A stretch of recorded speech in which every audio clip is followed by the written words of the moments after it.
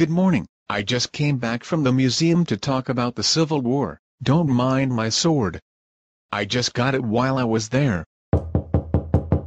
Son, what are you doing? Nothing, Dad. For our audience watching, enjoy this fabulous documentary.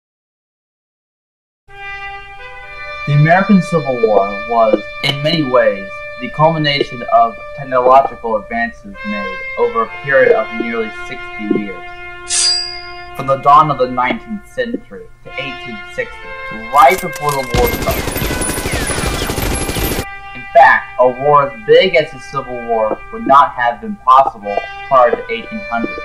Advances in technology, particularly in weaponry, transportation, and communication, were a necessity for both the North and South, and allowed them to wage war for as long as they did.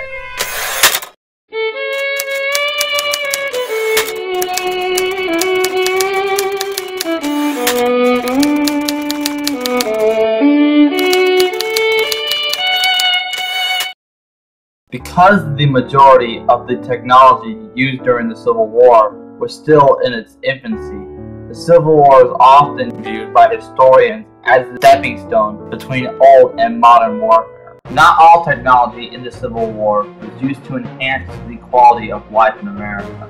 True to the nature of war, much of the technology used was specifically designed to end life. Advances in weaponry played a major role in cementing the Civil War status as the bloodiest war in American history. A variety of new technology was used, which led to attacks that were dangerous, and also led to a high number of casualties throughout most of the battles. The weapons responsible for a large portion of the Civil War's massive death toll were the rifle and the minie-ball. Before the minie-ball, rifles were rarely used in combat due to the fact that the ammunition used was equal in diameter to the barrel of the rifle, thus making loading a difficult and slow process. However, the rifle was far more accurate than its predecessor. The smoothbore musket had a more reliable ignition system to boot. The reason that the smoothbore musket remained the standard infantry weapon for as long as it did since the 17th century, in fact, was because it was easy to load.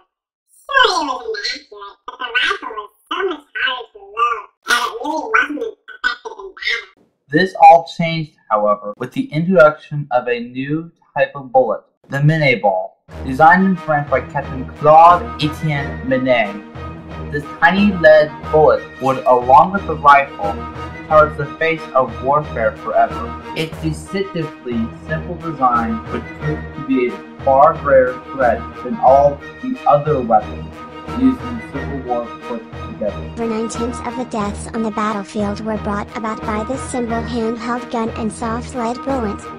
Not only was it accurate, but it was easy to use and reuse multiple times in one battle. The minie-ball was cone-shaped, with a hollow base designed to be slightly smaller than the barrel of the gun.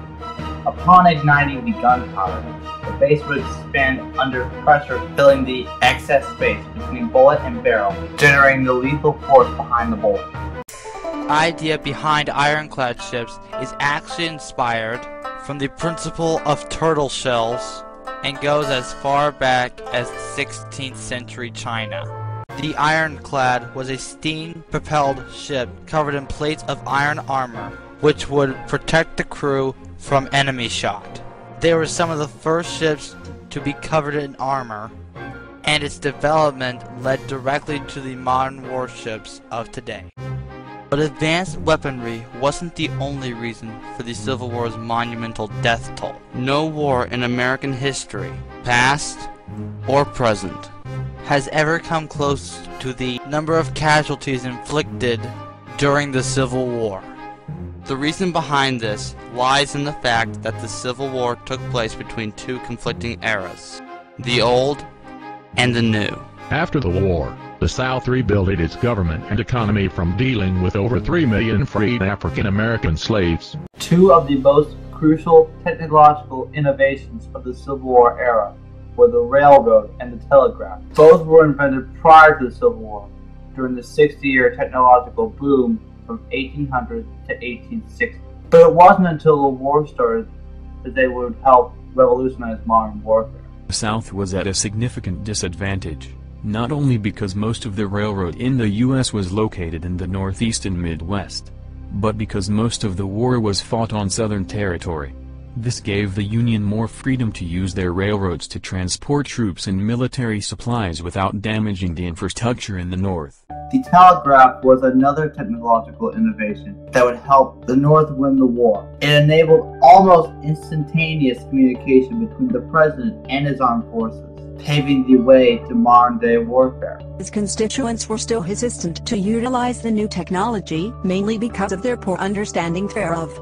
Lincoln embraced it, realizing its potential to help win the war. In conclusion, the Civil War produced advanced weaponry, communication, and transportation that are still used as the stepping stones for the modern warfare today. Many lives were enhanced because of these technological advances in the Civil War, but really, many more lives were lost. The advances in technology are the main reason why this war was the bloodiest of all wars.